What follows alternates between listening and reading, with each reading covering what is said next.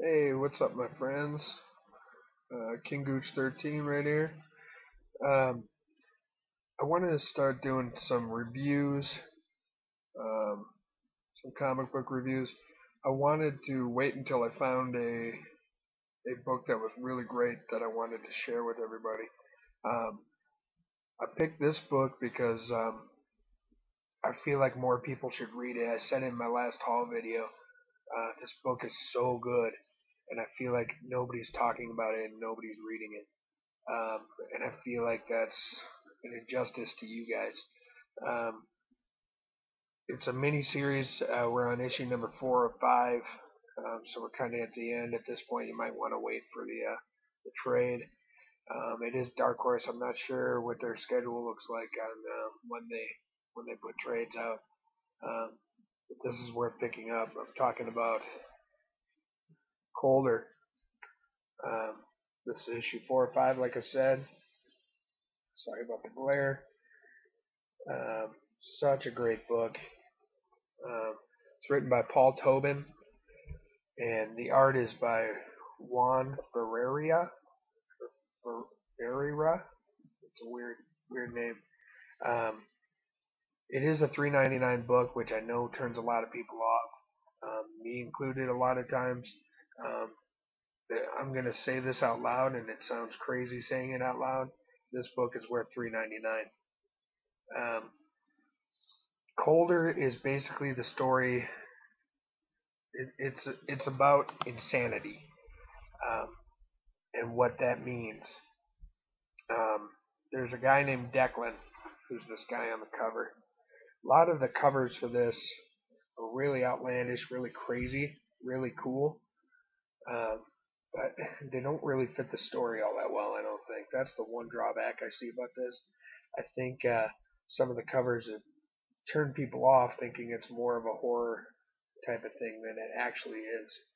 Um, to me, it's more of a study of insanity and what the world inside of an insane person's head looks like. The main character his name is Declan, and for years and years he was in insane asylums, like for decades. Um, his body temperature is so low that he's taken on a bluish skin tone, um, and for for decades he was catatonic. He was not able to speak. Um, he did apparently take care of himself a little bit. He would bathe himself and dress himself, but he wasn't able to speak.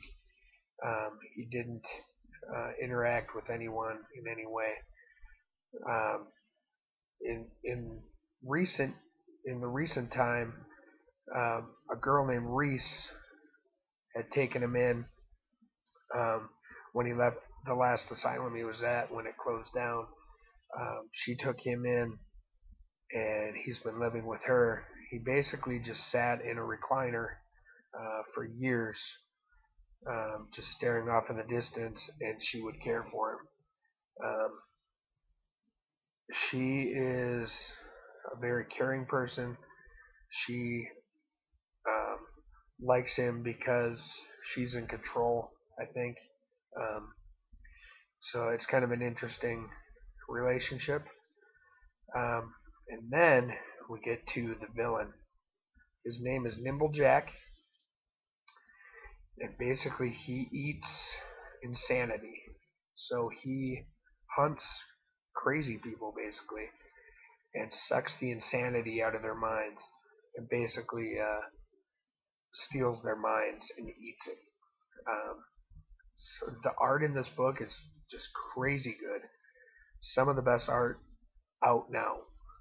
Um, I've got issue 3 here.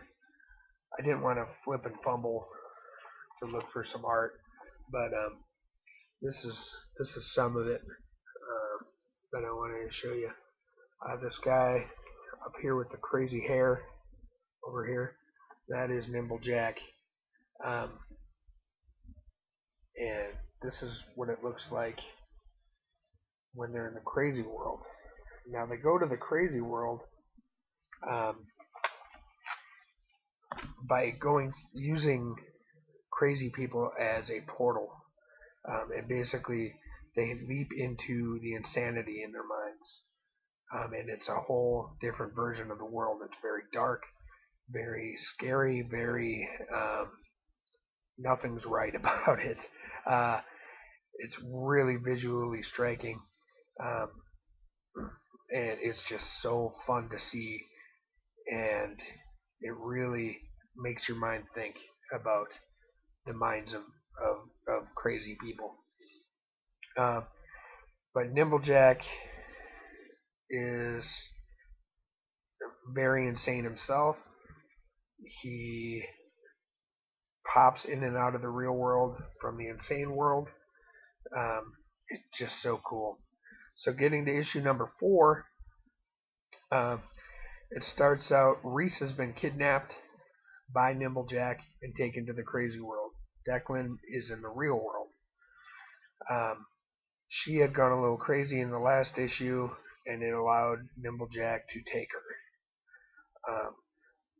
So this issue opens up with Declan trying to find a thermometer in a drugstore, um, or a supermarket or something, because if his temperature falls below 0, he'll die. Below freezing's okay, but below 0 is not. So he finds a thermometer. He walks outside the store, and he's kind of talking out loud. And there's a guy that's kind of crazy. He looks like Art Bell, which is funny because I heard somebody talking about Art Bell the other day on a YouTube show. I'll show you really fast. This guy here, and Declan was talking to himself out loud and talking about the crazy world and how he needed to get there, but his temperature couldn't drop. And this guy says, that's the first honest thing somebody's told me in about 6 or 7 years. Yes, it sounds crazy, but I'll follow you. And all the while, he's holding a 6-pack of beer that he's pressed up against Declan's back to keep it cold, so Declan's like a walking beer cooler. I thought that was pretty funny. So Declan uses this guy who confesses that he's extremely afraid of dogs, and it's driven him insane. So he uses this guy's brain, or mind, or craziness to get to the crazy world. So they get there, and there's all these giant dog monsters right outside a wall. They're in a long hallway with windows. It's just really striking looking. The art is beautiful, but outside the window, Declan sees Reese, and she's being held by this monster that's pretty much all teeth and arms. If you can imagine what that would look like. So he knows he needs to get to her. So he convinces this guy to follow him. He goes outside, and these dogs are all around him, and this guy is terrified. So they're walking, and all of a sudden a giant monster that looks kind of like a person that has no skin but has extra teeth, that kind of stuff. He rises up, and for sure you think this thing is going to attack them. But he says that Declan stinks of Nimblejack, and this thing is afraid of Nimblejack.